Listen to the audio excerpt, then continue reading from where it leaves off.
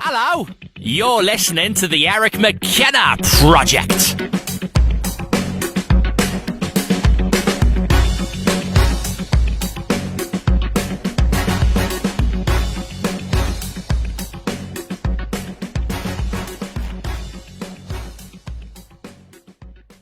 This is the first podcast I've ever done where I feel like I'm actually on a podcast. Everything else is like, hey, you want to go to Steve's living room? I'm like, no. And that's what I didn't want to do. I No, can't like- tell you, man. And I have a nice house. I would have no problem having people over. But I just thought if you're going to do it as professional as you can do it. Yeah. Especially out of the gate. You know? Why does it smell so good in here? What is that? Is it incense? It is beautiful. A Glade plug-in. That's all that is. You have hundreds of $1,000s worth of shit in here, and the thing I'm most impressed about is a $349 Glade plug-in. And it's sandalwood. Is that it? Now you Okay, know. I got to get that Sandalwood. for the man cave. There you go, brother. Hey, thanks, Matt. Yeah, thanks for having me, man. Dude, this is I know our schedule's been crazy, and your schedule's been nuts too. And the pandemic fucking hit, and Yeah. I mean, Best thing ever, right? It's just, oh, man. Oh, I'm glad you came out of the gate like that. Oh, I don't care. Fuck everyone. He said it. He said it. He said You I love your voice. Really? Yeah, can I cross interview you for a little bit? Oh, fuck. Okay. Okay, so Go like ahead. you have the voice. Really? Do you Okay. do voiceovers? No. By the end of this show, I want you to say filthy things in that sexual voice that you have. Will you do it? Sure I will. All right. Of course I'll I think of will. some stuff throughout the Of way. course I will. Because you got that. Hey, what's going on? Yeah, almost ladies? like a white Isaac Hayes, right? You do. Oh, you should. Do you like? Oh my God, you got to do voiceovers in Pittsburgh. I would do it if it crossed my path. you know. Yeah. I had a radio gig in Beaver on Beaver County Radio doing real estate stuff. So, Okay. hey, but I liked it. I just bought a house. Good for you. Well, Where at? I did it the smart way. It's in my girlfriend's name. Ah, he's one of those kind. But it got done. But it got done. Well, yeah, my credit was terrible. That's all that matters. Yeah. man. It got done. Yeah, and I'm in. Bought a house. for you. And yeah, well, it was good for me until what you realize what happens when you buy a house. Like A lot of things happen. Dude, I've lived in I had really nice apartments downtown. I loved where I lived, and I never realized the maintenance because there was never anything wrong, and I never gave a shit because it was never mine. Then the second you buy a house, you're just like, oh, fuck that. That looks stupid. Like, let's change that. And then, that's $5,000. Never mind. It looks good. Like, it's never you're ending just getting projects. started, man. We got a pool coming in next year. Right on. White trash, which means above ground. So it's not going to be in the ground. No resale value at all. No resale value at all. And that was the thing. Like, we're trying to buy, because we don't plan on being there long. Yeah. Like, I'm thinking, Everybody says that. like 10 years, or until she kicks me out, whichever one. So 2 weeks from Sunday. Well, yeah, right? So we're trying to buy this pool, and with the pandemic, it's been impossible. Okay. They're like, well, we're all out of stock. We're not going to be able to get this done until June. Okay. And I was like, yeah, that's fine. And I'm like, how much? And then they told us, and they're like, well, this pool will last 20 to 30 years. I'm like, listen. As long as it lasts 11 fucking months at this point, you know what I mean? Once this pandemic is over, you can knock it over. I don't care. They sell roofing tile the same way, and this is a 40-year roofing tile. Yeah, who's gonna be there that I ain't long? I'm going to plan Yeah, that long. I'm gonna be dead. Hopefully. If I still live in After Westview, this fucking year, I don't blame yeah, you. if I still live in Westview in 40 years, I'll kill myself. I get it. I'm still in my hometown, pal. Trust me. Yeah. I totally get it. Are you from here? Yeah, from Coriopolis. Okay, yeah, cool. Yeah. Yeah. I mean, I left for many years and then came back and bought Okay. my wife and I bought that old Victorian style home. So you can imagine the freaking projects I've had Oh, in the last yeah. 8 years, man. That's sick. Yeah. I never thought I'd be talking about HGTV shit right now, doing a podcast. I know. I didn't. It's a strange avenue to go down, but there's probably a lot of material in there for you. There is. There's a lot. Too many materials I'm paying for right fucking now. That's the only place you're allowed to go. Yeah. No wonder fucking Home Depot and Lowe's Yeah. are killing it. That's the only Yeah. place you're allowed to go. Yeah, I was like, I'm gonna build a birdhouse. Oh wait, I fucking hate birds. Who cares? Nothing else. I'll just put traps in there and shit. Who cares? I need to do something. HDTV. Everyone's doing projects. Why? Because there's nothing to do. Like, I've already done everything. In the first week, I set up my PlayStation, so I won the Super Bowl, I won the Stanley Cup, I served the military, I did everything that I could do. 2 lifetimes already. Yeah, and I'm just like, I need to go do something outside. So we're building a deck right now, and I love you. I don't know what I'm doing. You have a hammer and nails, right? Well, a screw gun? Luckily, her dad does everything. Okay. You know what I mean? But I stand out there for supports. I'm like, hey, do you need a water? Once in a while, I'll pick the hammer up just to make it look good. Yeah, that's it. Oh, my God, man. Pandemic, talk to me about it a little bit here.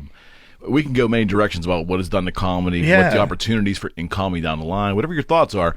But talk to me about where were you when actually it kind of happened? So it was, I remember, like, as far as a career standpoint for me, I really felt that 2020 was going to be my year. Right. Obviously, it wasn't. It was nobody's year. I mean, because I remember doing a do-over. It's a question. Yeah, we need one, and I think I'm the cause of this pandemic, because I headlined the Improv on New Year's Eve.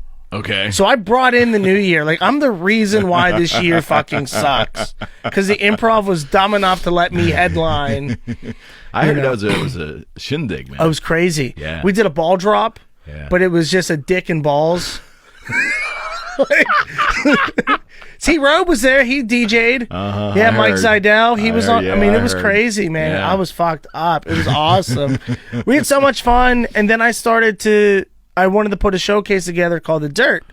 And it's a monthly dirty show. So I was like, well, we'll do this. And we got strippers from cheerleaders to come out to, like, girls to introduce the guys and girls that were on the show. Right. And it was so much fun. We sold it out. And I'm like, I heard people, like, other comics from other cities in the country going, hey, I want to get on that show. Okay. So there was a lot of heat behind this show, and I was like, I could take this on the road, you know, and just have local strip clubs have their girls do it, and then have them help promote. So, like, I had all this planned, and then March was like, hey, fuck you. And at first I didn't believe it, right? Like, because I remember I was super mad about St. Patrick's Day, because I'm not Irish, I'm an alcoholic. Okay, same difference. Yeah, same thing, right?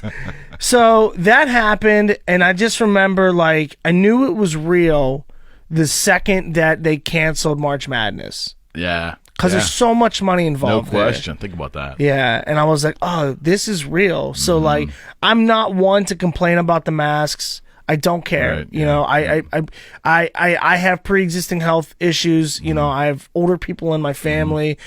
So I respect that. Yeah. I'm just sick of it. Right. I'm still going to do it. But when I take off that mask and at home, I'm like, I fucking hate this.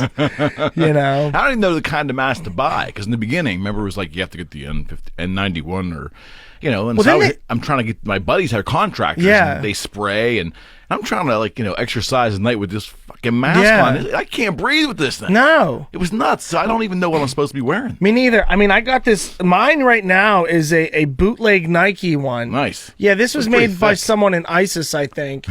It's definitely not really Nike. It's like Fikey.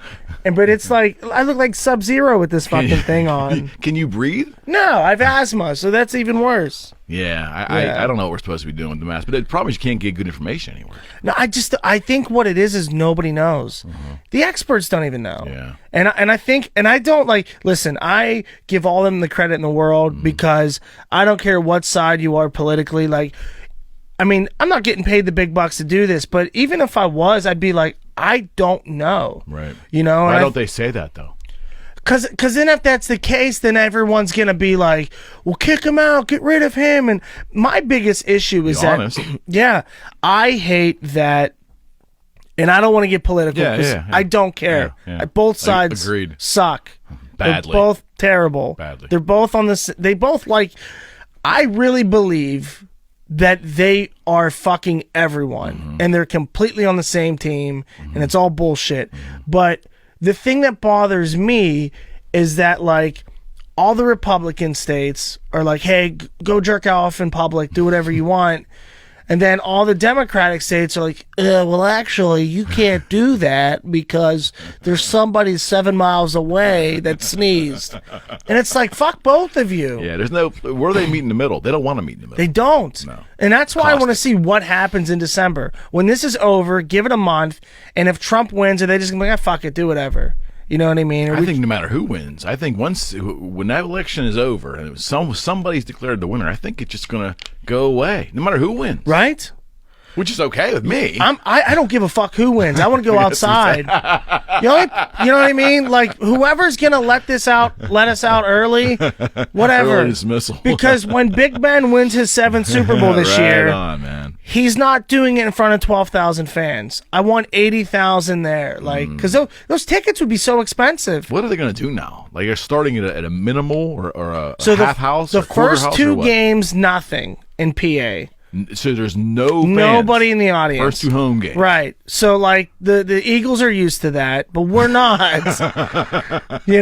So. Damn straight. So the first 2 games, they don't know. Like, nothing. You can't go in.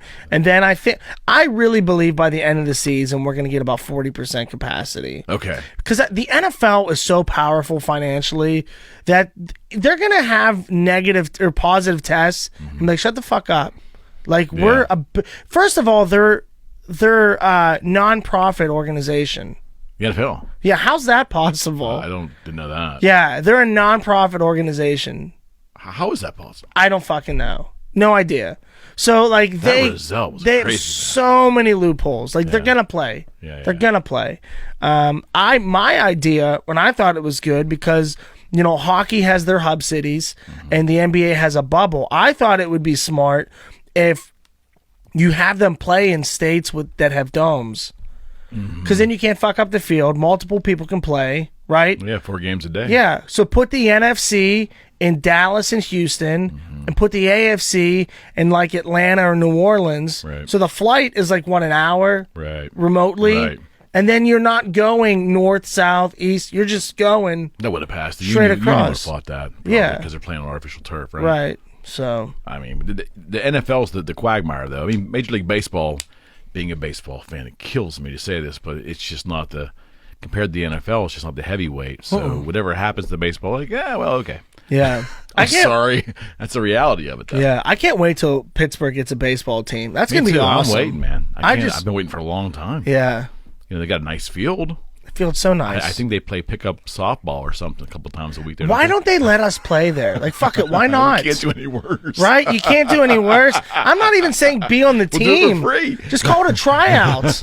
I'll pay $20,000 to play on that field. Yeah, I would too, probably. I'd get $20,000 away to play It'd a whole be so game. fun. Yeah. Absolutely. Yeah. Have your name now up to bat. Matt Light. And come on. About $20,000. But I mean, what song would you come out to? Back in Black. AC/DC. Yeah. I like it. Yeah, I would do that. I would what do a walk-up song. Yeah. I do like It's Raining Men. I would want something so unintimidating that even if you strike me out, you can't talk shit. Because I came up to the plate knowing I sucked. Yeah, that's been done one time in MLB. You aware of that? I only know because I root for this team. The Oakland A's, they had a Josh Reddick about 5 or 6 years ago. Did Careless Whisper by Wham. Oh, yeah? And he did it like continually. I'm never gonna dance again. This feeling. And it got like, it was brilliant. Yeah. He had a good run for as long as he kept playing that song. That's amazing. Careless Whisper. And the sax solo was like. That's the ultimate blowjob song. Like when you hit.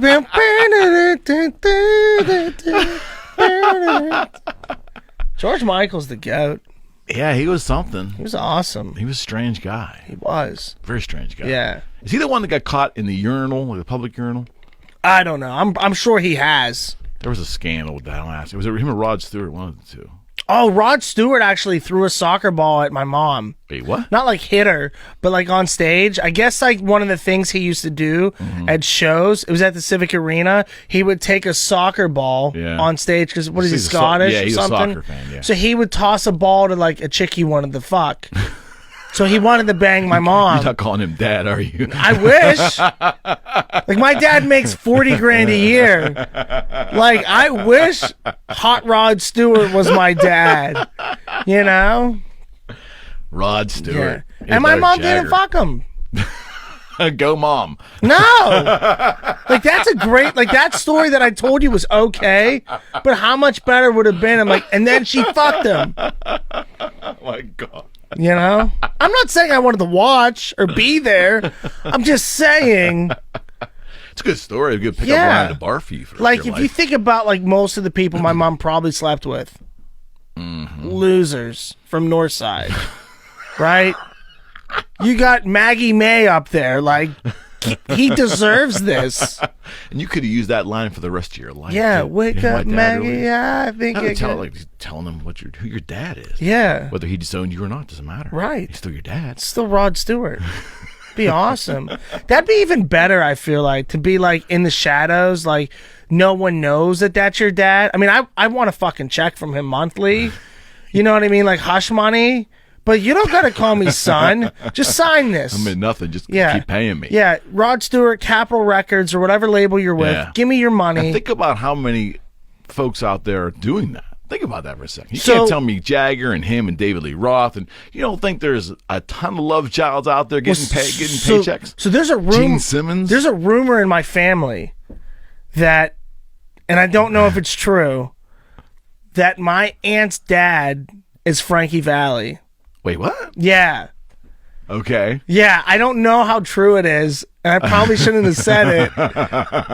But like, it's been because my gram you gotta vet that out. Got knocked up, and the rumor within our family is that it was Frankie Valli because he used to go from like Pittsburgh to Youngstown, and he would hit those. And she said he was a singer in a very famous band, and like everyone says it's him. And like my aunt and him look identical. And any singers in your family? No. No one's singing a cappella. No. She swears. She swears at her kids. Like, is that? I don't know. I never heard Frankie Valli swear. Frankie Valli. Yeah, when she yells, she goes, Sharon! No, I don't know. But, no, I don't think it's true. It might be. I don't know. I hope it is. Because I watch Jersey Boys. And I could be like, hey, that's like my fake pap uncle thing. I don't know. Fake pap uncle. Whatever it would be. I don't know. You do a lot of traveling in this work you do? I do. Not now, though. Yeah. No, but I did. Yeah. So you've got a lot of comparisons between Pittsburgh and your life here and comedy fans here and those on the road. Yeah. Yeah, 44 states I've performed in. Right on. Favorite, honestly, was doing a guest set. Out of all the shows I've done, I did a guest set in Columbus. Columbus, Ohio. They love comedy. Yeah. Yeah, they're great. I wonder why. Yeah, but there's nothing else to do. Yeah, fucking Ohio. You know what I mean? Sorry. Yeah. No, fuck them. I'm not sorry. I hate Ohio. They welcomed the Browns, right? Yeah, right? But yeah, they were good. You know what's funny, though, is like, I mean, I've done like, San Francisco hated my guts. Why? Oh, I wonder. Like, I don't know why. You tell me. They're very what's a good word? Pretentious. Pretentious is one. They're pussies. California is just a bunch of, you know what I mean? Like, even when I did shows out in LA, like, I didn't feel like I didn't get the reaction that I thought I deserved. Okay. Like, because I wasn't talking about the Kardashians, because I wasn't talking about Botox or facelifts or how, like, on the side, I'm a server, you know what I mean? Yeah, but, like, I'm struggling. Like, I'm just a funny kid. Like, I don't have that I get LA background where everyone there, I mean, you can't tell if they're laughing or not because their faces are fucking silicone shut, you know? But, I mean, like, they were terrible. Seattle sucked. Rain. Seattle, yeah. Well, Seattle was funny because I did a show in a gay town in Seattle, and nobody told me that it was a gay town. A whole town? The whole town is gay. And the way that I found out was right before the show, we were taking pictures, and I was swiping on Snapchat to do filters. Okay. Everything was rainbowed. So I was thinking like one of two things. Oh, well, it always fucking rains here. So when it rains and there's sun, there's rainbows. Yeah. You know, or I was like, is it Pride Month? So I asked the person there, and they're like, no, you're in a gay town. And I was. How can there be a gay town? I don't know. Like every day is fabulous. I don't know. But they were awesome. They were cool. But I just wish I would have known a little bit, because you don't want to offend anybody intentionally. Like, I'm an asshole on stage, right, but I don't want to say something and you not enjoy yourself. Okay. If I say something and I know I've written it good enough and you're still upset, then fuck you. Yeah. It's a good joke. But like if I'm riffing and I would say something that would piss them off, you know, it just would have been nice to know ahead of time. So talk about that for a second, because that's a good avenue we were going to get to at some point. Boundaries in comedy. So I'm obviously older than you, son, and I watched Pryor and Red Fox and all these things as I was a kid. Yeah. I grew up with all that stuff. You know, I had I had different comics on this show that have all given me their interpretation of it. Some believe we should have boundaries, some believe we don't. Most admit we pretty much have to survive. Yeah. I don't believe that. I think, because Chappelle's doing it right now. I mean, Chappelle has transgender jokes. That's a pretty touchy subject. Did you see him? Well, he opened up the last HBO special, right? The bit about blaming everybody in the audience. Yeah. I think they're so screwed up now. Yeah, and I think here's my thing. People are saying like the PC culture is ruining comedy. I think all it's doing is exposing bad comedians. Okay. Because what I mean by that, like Anthony Jeselnik is one of the best, and he's from here. Uh-huh. And he can talk about literally anything. Anything. And get away with it. And get away with it. Why? Because his delivery. Because he takes you one direction, hits you with a curveball. Even if you don't want to laugh, you have to laugh because you didn't expect him to say it. You know what I mean? And the fact that he just keeps hammering them and hammering them and hammering them. Right. The point is, like, I've always gotten away with doing what I want when I want, is because you can tell on stage I'm having fun. Right. You can tell I'm kidding. You can tell that everything I say is to have a good time and fuck everybody. You know what I mean? Like I will make fun of anyone, my family, myself, relationship wise, anybody can get it. You know what I mean? And I think that's the difference and the problem is that people who I'm talking about love my jokes. Right. But then the Karens, that get their haircuts at Philip Pelusi, have a fucking bob for 7 years in a row. They get mad for other people. Yeah. They're like, you shouldn't say that about black people. I'm like, why? They're all fucking laughing. You're not. Right. Like, you're the problem. Right. Stop taking shit personal.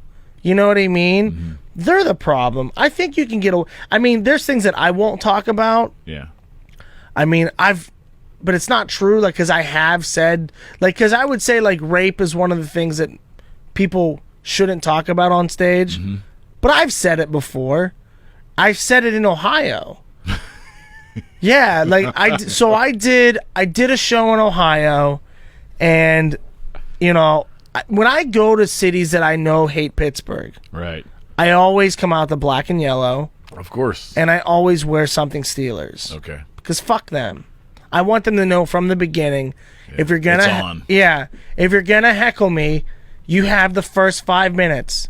I'm gonna kill you, and then it's over. You know what I mean?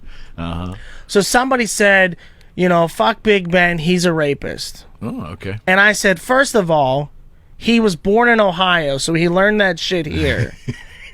Okay. Second of all, he's won 2 Super Bowls with the Pittsburgh Steelers, not with Ohio, right?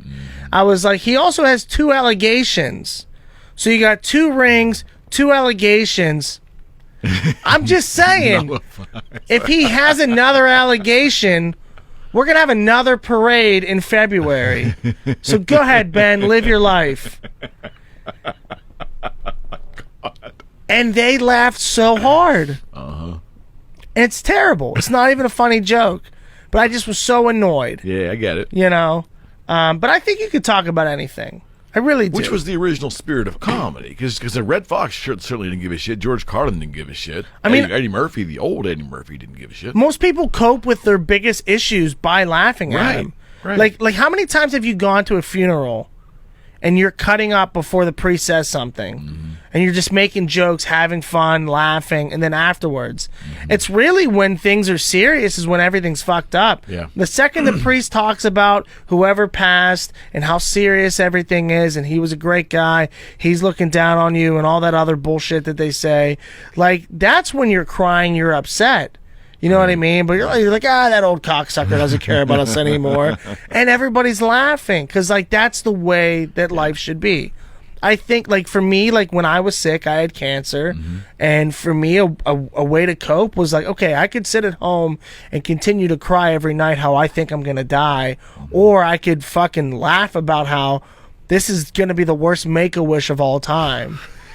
You know what I mean? So, like, I just talked about everything that went through my situation. That's why these masks don't bother me. Because when I was sick, I had to wear them at open mics. Got it. Wow, really? Yeah, so I would go. So the way that it was set up. How did that work?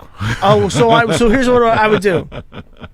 I would show up to an open mic. All right. 5 minutes before I was going to go up. Okay. Right? And then I would say, hey, I'm going to go up, and then I'm going to leave. So I wouldn't be there any longer than 15 minutes. Okay. I'd pull up, I'd take my mask off, do my shit, say hi to everyone, and put my mask on and go home. All right. And I did that every day for 6 months while I was sick.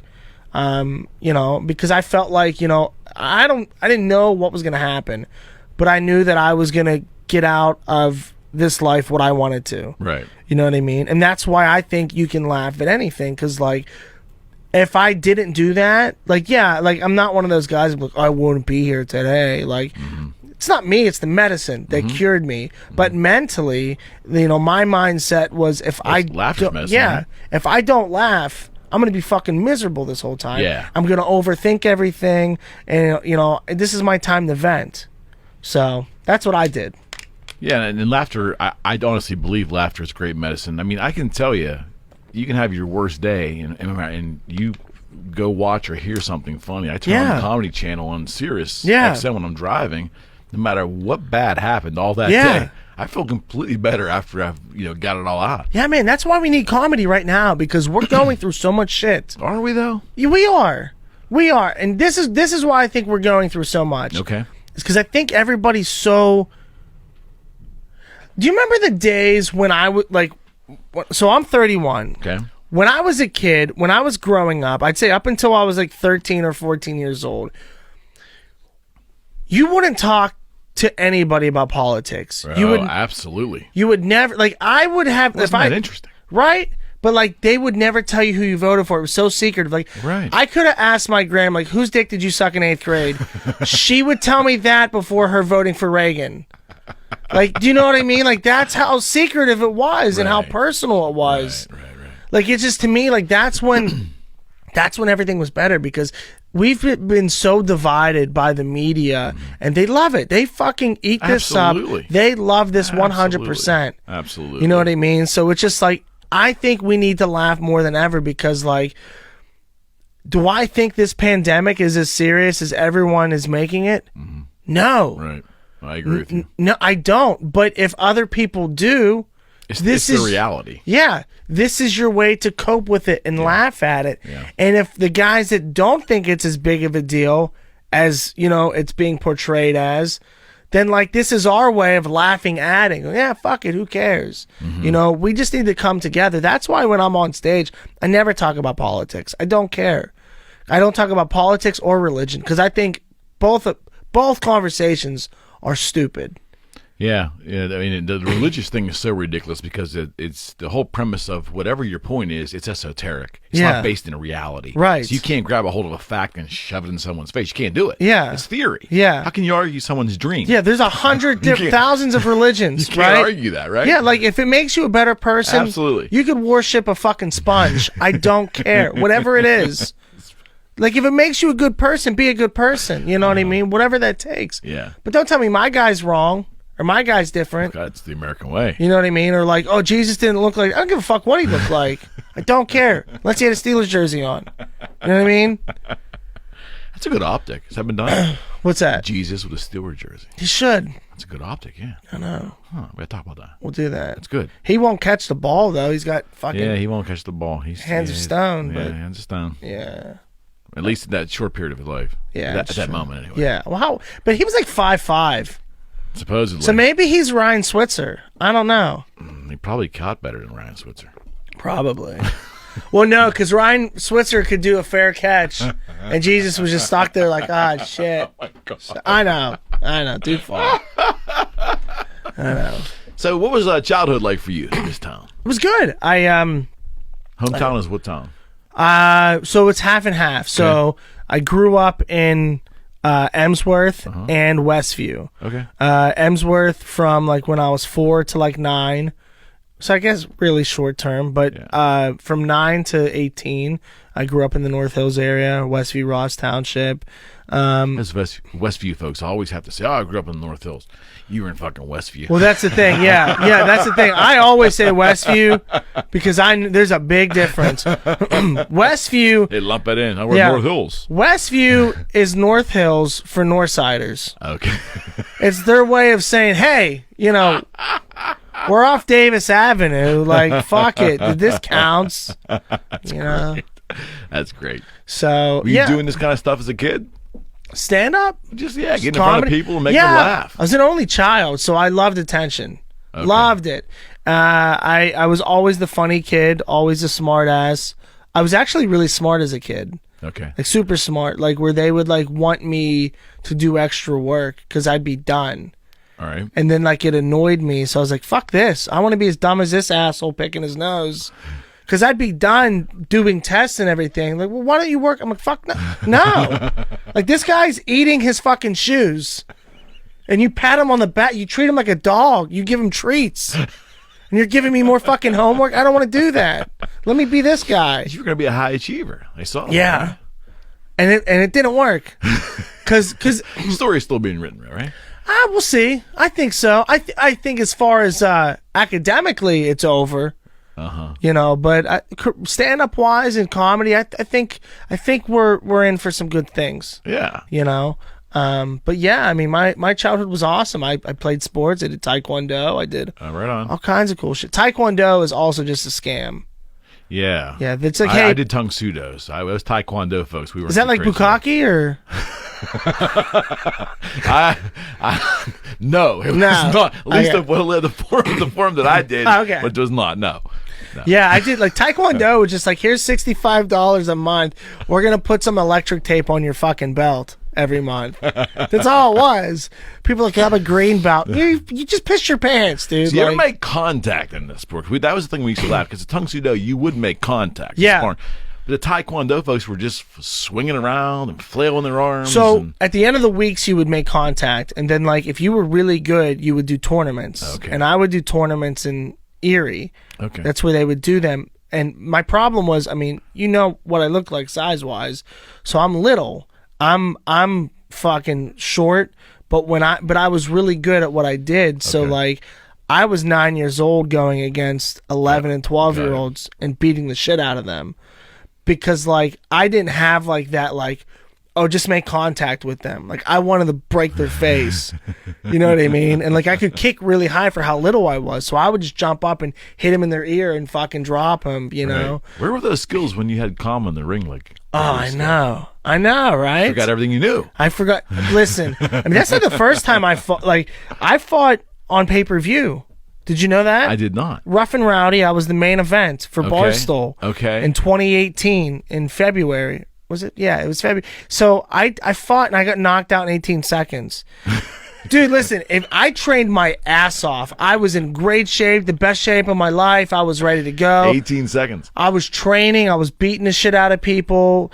And then 2 weeks before the fight, this guy is 6'5". Okay. I'm 5'5". He's 240. I was 185. So clearly I didn't have a chance. Why'd they pair you two up? Because I have a big mouth, and I said, I'll fight you. Okay. Because I thought it was be my way of getting on the Barstool. Because I was on their radar before that. Right. And I was like, if I steal the show, they got to sign me, right? Right. No, I just got knocked out, didn't get signed. But the second I stepped into that ring, I forgot everything. I was like, we were training, sparring, having fun. And, you know, but the second I got into the real actual fight, and there was a bunch of people watching, there was a bunch of cameras. Right. My legs were shaking, and I was like, I don't know what the fuck I'm gonna do. So I just had my head down. I'm just like this. He hit me one time, and I just dropped. That was it. Damn. That was it. I didn't feel it. Didn't hurt. Do you remember it? Oh yeah, it was a knockout, but it wasn't a knockout. Okay. Because it's like one of those like those tough man competitions. Yeah. So the second they think there could be something wrong, they just stop it prematurely. Did you want to keep going? Oh, I made a fucking riot. Okay. I was like, I'm not leaving the ring. I was like, bring them back out. And like, that was the thing. Like, I literally took over the show. They were like, I was supposed to play the bad guy. And we cut like these WWE promos. Right, I was like, fuck Barstool, fuck everyone. Meanwhile, I liked Barstool, and I liked a lot of the guys there, except for the guy that I fought. And then they were like, yeah, just start this, and you're going to push him, you're going to do all this stuff. And I was like, yeah, I can do that. But wait, they tried to choreograph it. No, they didn't choreograph the fight, but they set it up like how UFC promotes a fight. Okay. You know what I mean? Like with McGregor, you know there's going to be shit. Right. Well, like, nobody's going to pay $15-20 to watch a bunch of idiots throw haymakers for 3 hours. They need a storyline, you know? So I was like, I'll sell a story. In this wrestling-centric world we live in. Yeah, so that's pretty much what I did. Like, I cut a promo. I took the mic from the guy. I went like this. I made the cameraman almost fall off the ring. Like, I was going nuts, and like everybody then fell in love with me, and they're like, Matt. Like, okay, and it felt I'm back cool. and watch this. It was awesome, and it was so much fun. And then, so I was like, at this point, they're gonna have to sign me because like I was the most talked about thing. Apparently, they didn't like what I did. Okay. At all. Dave, the main guy, Portnoy, he loved it, from what I understand. Right. But Big Cat, like, wasn't nice to me afterwards. Previously, he was super nice to me. He was just annoyed by me. And I just felt like I stole their night. Mm-hmm. You know what I mean? Like, they're the entertaining company. They're the ones that are like, yeah, they like, you know, white trash dudes acting ridiculous. But when somebody did something not so elaborate, but the way that I handled the fight, like, they're like, oh, he actually knows what he's doing. Like, he totally hijacked our fucking show. You know, and I think at that point, these guys just didn't like me. Which sucks, because like I said, I'd still love to work for them. Right. Yeah, like, I like them. I like what they do, and I think, like, I fit really well with them. But, you know, it never happened. But then they were talking about, you're older. You know Stu Feiner? I know the name. So he's a gambling handicapper. Yeah. And like, he's nuts. And he's on Barstool. Okay. Super entertaining guy. Yeah, super entertaining guy. They made a movie, Al Pacino's character in One from the Money is about him. Right. So super entertaining guy, but he's like my height, but he's like maybe in his mid 50s or maybe even older. Okay. And he wanted to fight. And they were like, well, fight Matt Light. You know what I mean? So I heard this. You know, because it was on, like, it's everywhere on the internet. People were tagging me. I'm like, I'll fucking kill an old guy. You know what I mean? No like, sweat. I got knocked out in fucking 8 seconds. Like, let me fucking rip his heart apart. Like, let me just kill him. So I reached out. I was like, let's do this, right? So there were, like, potentially talks that I was going to fight this guy. Then he tore his pec or something, his arm. Okay. So he was in a sling while he was training for the fight. Which, why'd that stop you? You should do it anyways. oh, he could have 7 arms. Like, he could have been like Goro from fucking Mortal Kombat, and I would have killed him. Like, but then the pandemic happened. Okay. So now there's no fights. Yeah. So like, I'm trying to fight him. Like, if he's listening, like, Stu Feiner, like, you want to find an opponent, you want to sell tickets, like, I'll fucking kill you. Like, literally kill you. Like, you don't even have to pay me for the show, right? As long as Barstool will pay for your funeral, like, I'm completely fine doing it. That's the one thing we haven't gone to yet in terms of society. Like, actual, like, fight to the death or someone dying live. They should. Think about how much money that would bring in. A lot. Bloodlust of a lot. People. Do the families get money? I don't know. It's a good concept. I know. We should do it. To the death. That's what I thought it was going to be like at Fight Island. UFC had Fight Island. I thought they were going to be fighting like Mortal Kombat style and sand. There's a venue they call it Fight Island. Yeah, it literally was a fucking... It looked like an old U-Haul building that they got some LED lights and we're like, here we are, Fight Island. I was like, you flew to Abu Dhabi for this shit? You could done this in my backyard. I got tiki torches. Fuck it. You know? You still want to fight, man. I just have this short man complex. Is that what it is? No, I don't like losing. Right. And I'm 0-1. Oh, okay. I didn't get my redemption. If I were to, you're going to get even with this guy? The 6'5" guy? No, you're going to get your record even. Yeah, I'll go I'll go 1-1. You know, and then maybe 2-1 and retire.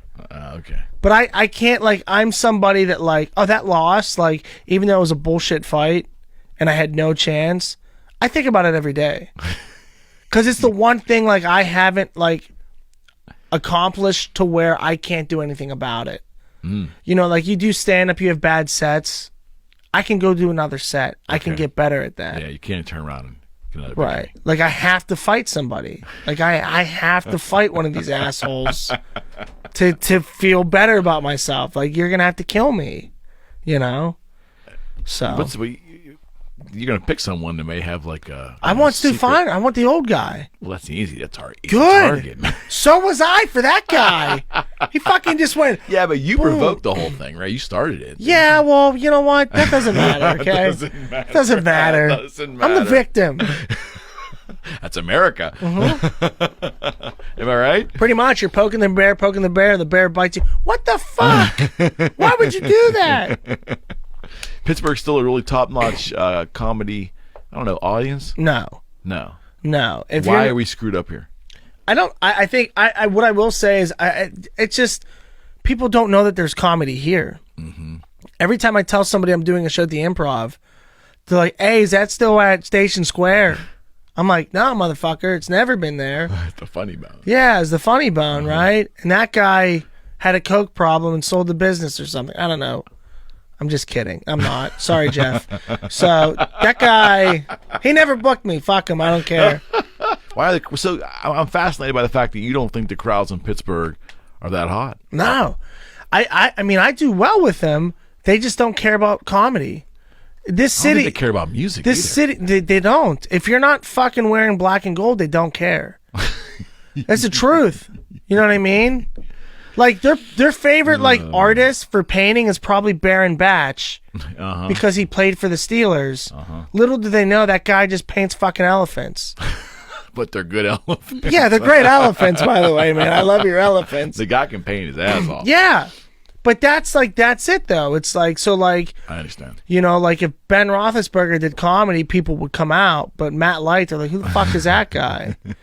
You know? Well, this town's tough, man. I mean, I don't know about They comedy. love me though here. Yeah, I understand. I agree. We've had bands on recently to talk about how hard it is for a local band to break, and the biggest issue is that, you know, a Pittsburgh music fan won't pay $5 for a cover charge. They'll go buy that cocktail for $14 to impress their girlfriend. Right. But they won't pay $5 to see three bands for an evening. Like it annoys me when people will pretend that they're interested in coming to see you. Yeah. And how much are tickets? I'm like, $20. And they're like, ah. I'm like, you just paid $100 to see Amy Schumer. Like, and you were in peanut heaven. Right. Like you're close enough. I'll drink your drink. Like, we can do shots. I don't give a fuck. Like, come enjoy it. Because, like, Amy Schumer was in my position at one point. Yeah. You don't know. I could be the next Amy Schumer. Yeah. You know, someone. Yeah, absolutely right. Yeah, I mean, I'm not funny, so why can't I be Amy Schumer? It's a lot of prerequisite, right? Nah, she's funny. But no, I just, you know, It's tough and it's annoying. And the most annoying thing about being an artist in Pittsburgh is that unless you're on TV, nothing matters, right? Oh, that's interesting. Or like DVE. Like, so I used to be on DVE a little bit. I would do Man on the Street. They'd have me like come in and do some things. I haven't been on there for a few years. Right. And so like everybody thinks now that I don't do anything with DVE anymore, that like I'm friends with those guys. Yeah. I'm doing my own thing and Right. they're doing their own thing.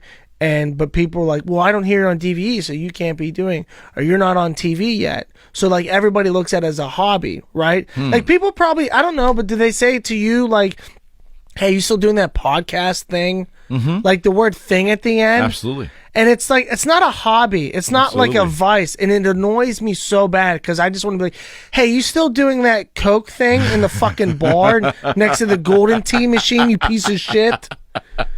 You know what I mean? Like, they're not similar. Like, I sacrifice so much to get to nowhere, Well, but to want to get to where I am. And I Right. get that. yeah.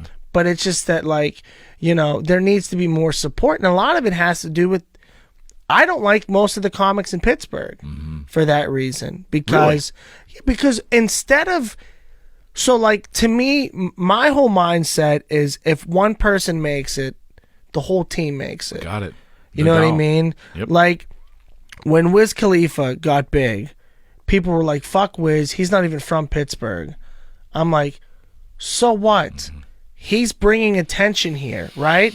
That brought attention to Mac Miller. You know what I mean? Mac Miller was fucking huge. No doubt. So, like, when one person, like, if I get a Netflix special, right? Amazing. Because guess what? You see that I can do it. You guys are next. You know? Now there's the why can't I? Not Right. how come him? Right. Why can't I? Well, it's a mindset, and Pittsburgh has an envy problem, my friend. Yeah. We've always had that. Yeah, We and- have in the music community. We just talked about that. Like It's- bands on the same bill, you know, you've got a packed local club. They're all, competition's great for the audience's attention. Yeah. But don't kill each other Yeah. when one gets a break and one doesn't. Right. Because just find a way. Find your fucking way. There's comics in this city that I don't like. And if they get popular, I'm not going to be like, why didn't I?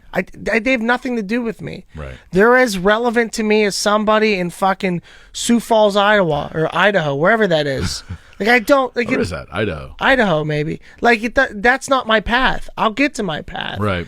But like seeing other people succeed is contagious. It makes you No hungry. doubt, It motivates man. you. No doubt. No, but You this know? town has an envy problem. Yeah, and Envy, it's stupid. It is stupid. Like, because people will talk shit on me like nonstop. Like a lot of the comedians that are younger because like they haven't been on a show with me, and they're like, "Oh, he's an asshole." I'm like, "You've never hung out with me. Right. Like who I am, like in person, like." Before a show, hanging out is who I really am. Like, not who I am on stage. Like, there's a character Well, to that that. should be for any good comic, right? Right. And so, like, what people, like when on social media, I'm an asshole, right?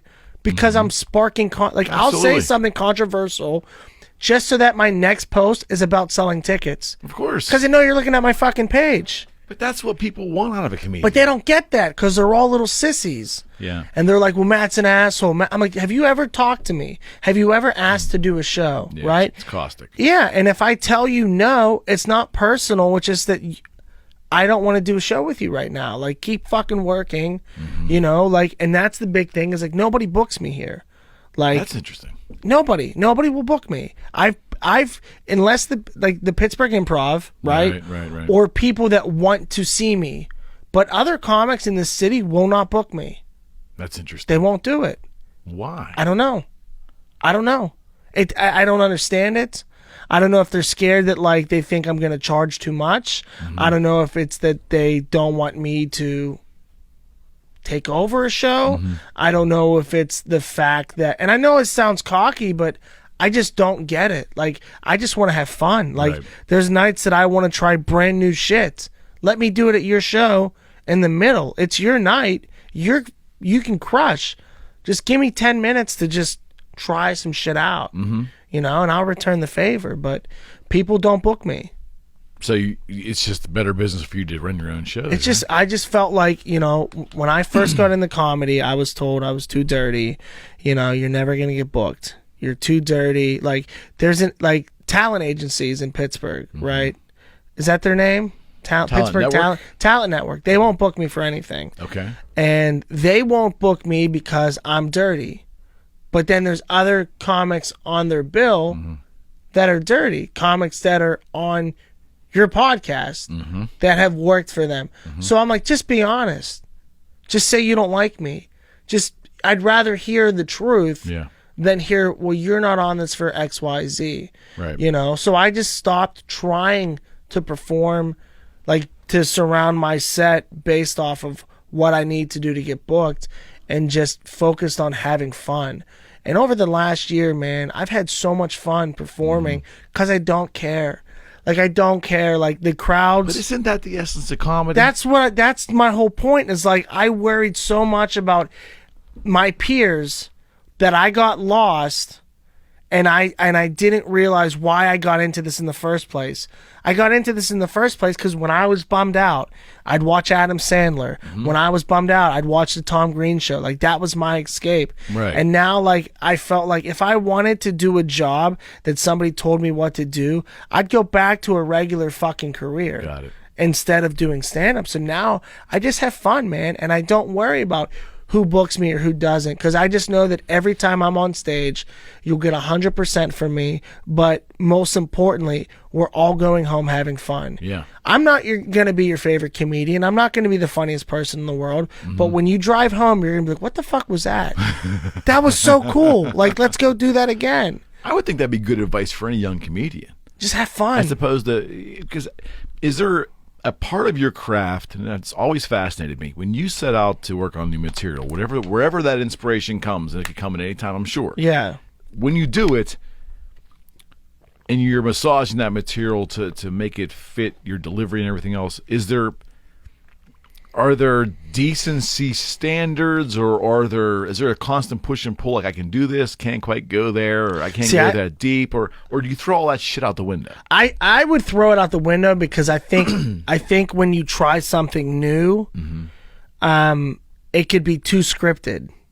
Okay. So like you can tell what's new because I'm trying to sell it, where the other 30 minutes of me on stage, I don't give a fuck. Because I know it works. I don't give a fuck because I know we're going to have fun. Yeah. So, like, when it's something new, I try and just be as raw as I can. I'm like, I'm going to write bullet points about something. I'll get there, and I'll probably write it very lazy originally. Okay. So I'll swear a little bit more. I'll be a little bit dirtier, just to see if there's a spine to the joke. Okay. Right? And then if it's good, then I'm like, okay, like, there's something there. Now make it funny. Like, don't be funny, make that funny. Understood. You know what I mean? Understood. Because I can be I could talk about shoes and be funny, right? But the joke about shoes isn't funny. So it's like, okay, I know they like me. They like how I'm presenting it. But let me make that the product not just me. So the content becomes also a good part of the delivery. Right. That's yeah. right.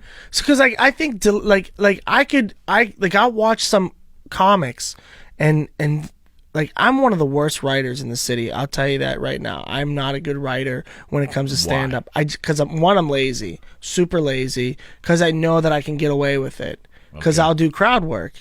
And I'll talk to somebody brand new for 50 minutes and have fun. Okay. You know what I mean? And I think that's a blessing and a curse. Because, like, I know if a set's not going... Like if I'm doing a show and I see a lot of comics struggle with their material, I'll laugh. Because I'll be like, oh, fuck. Like, thank God I'm not handcuffed to this. When you say crowd work, what do you mean? You start having conversations. I'll talk bring to the crowd into it. Yeah, absolutely. I'll bring whoever it is. Now, if you're sitting there with your arms crossed like this and you look like court ordered to be there, I'm not fucking with you, because I know you're going to give me one-word answers. Got it. You're not even going to try to be funnier than me.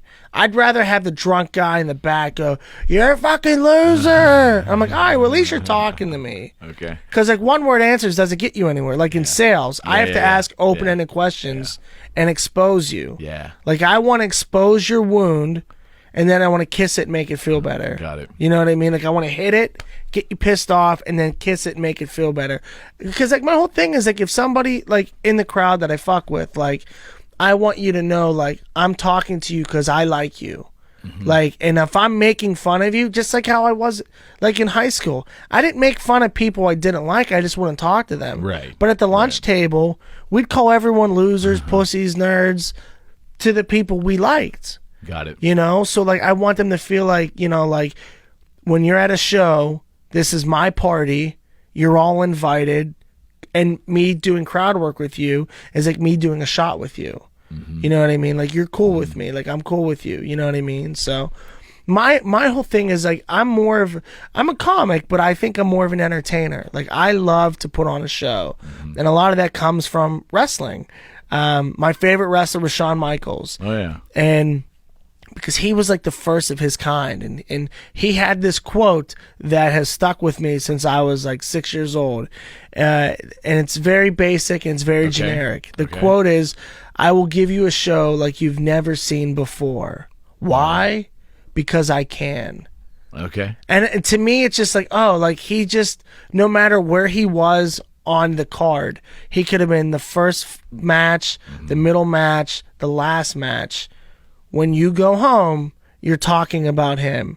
He may not have the belts. He may not be, you know, the top guy on the show. Right. And so that's how I looked at, like, I don't get mad when, like, I'm on a show and there's somebody who thinks they're better than me, or they maybe are better than me. I love that. I love comics that are funnier than me, which is for the most case when I do shows. A lot of them are a lot funnier than me. I love being put before them. You know what I mean? Because then my goal is when I get off the stage, go, follow that. Right. Go ahead. Go ahead. You're the headliner. Have fun, man. You're getting paid way more money than I am. You know? And to me, I just did that to your audience. Yeah. Yeah. Fuck yeah, dude. So, and it's fun because it's like they're going to buy my shirt now. They came to see you. They're buying my shirt. You know? And I love that, man. It's so fun. And I've done that with a few headliners that have come to the improv, right? To where it's like, you know, sometimes you'll be backstage and they'll say, "Hey, maybe don't tell that joke." I'm like, "Oh, why? How come?" They actually say that? Yeah, and I'm like, "Well, why?" And they're like, "Well, it's kind of similar." I'm like, "Motherfucker, you don't have a joke anything like this." You know what I mean? So, but that's what I like, and like my good friends in comedy, right? Like, you know, T-Robe, Terry Jones, you know, Seneca Stone, Ray Zawadney. Ray's like one of my best friends, like big time. And the reason why all these guys I love so much is because of the honesty.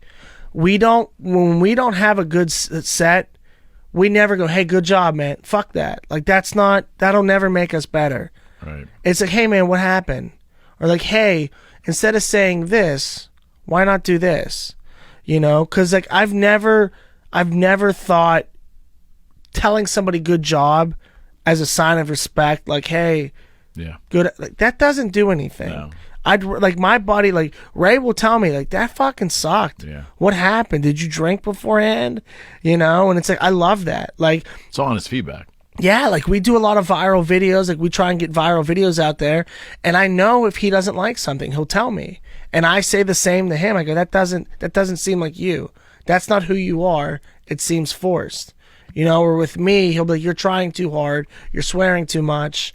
You know, you don't need to swear to sell the joke." And like, to me, like, criticism is what makes us better. And I think that's why a lot of the younger guys don't like me, is because I'll be like, "That sucked." Yeah. Like, that sucked. I think it's a generational thing, though. If you're telling me the ones coming up younger than you are more sensitive that way, and it could be, again, it's not going to be a popular statement, but it could be the way that they were raised or the environment they were raised in. 100%. Everybody is just so used to hearing good stuff. Here's a trophy. All the time. Yeah, like when I grew up, my dad was not a competitive person, but he never let me win. Like we'd play video Good games. lesson. Yeah, my dad was never the person that gave me a video game controller but had it unplugged. Yeah. So that like I was like he would kick my ass. Right. We'd play sports. He'd kick my ass. No golf putt. Like he would just because like he wanted me to appreciate what it took to win. It's a big lesson. Yeah. It's an important lesson. We when I was 13 or no, I was 15, pony ball, we finished second in states and they sent me my trophy. I sent it back. I don't fucking want that. Like to me that means nothing. Second place trophy. You know, like what is that? Like, hey, you almost won? Dang, Yeah. I know. This is just going to remind me that I didn't win. To be successful in comedy, do you have to have that mindset? Are all the great ones Yes. like that? Look at and you don't even have to be the funniest. You have to look at Kevin Hart right now. If you look at what his schedule is, the man doesn't sleep. He's working on so many different projects, but he's not just doing them because he can put money behind him. He's doing them because he knows he has to stay relevant. He has to do these things. He has to invest in himself. He has to give 110%. If you're not giving 100%, go fucking do something else. Like when I'm at an open mic and if I'm doing, and I don't do them that much and I should be doing more, but like when I see somebody there and they're doing at an open mic, at a show, I can see you doing the same material because I'll do the same material. But if you're at an open mic and you're doing, why? You already know if it works or it doesn't. Right. You're wasting fucking time. Get off. If this is your time to hang out with your friends, go fucking bowling. Absolutely. Go do something else. You're wasting time, you know, because there's somebody else that's hungry, that's young, that, you know, Ham Bones has 50 comics that go on at night. There's some kid who's drawn 48th, but because you're everybody's friend, you get to go 6th. Yeah. And I get to hear the same 5 minutes that haven't fucking worked in 10 years.